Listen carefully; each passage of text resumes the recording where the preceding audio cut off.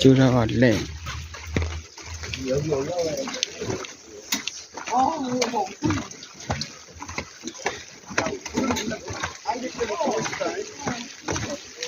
ဆိုဆို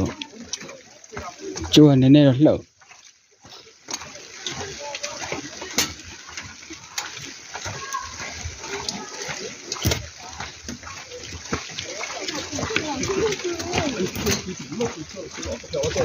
那不表示哦。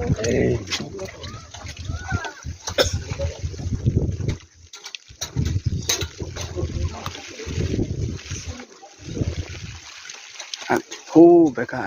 ပင်လေကျောင်းနေတဲ့နေရာတော့တောင်တွေလည်းရှိတယ်ပင်လေလည်းရှိတယ်တော်တော်ဆုံးပါတယ်ဒီပင်လေဟိုဘက်ဆိုရင်ဒါမြောက်ကိုရီးယားရောက်ပြီ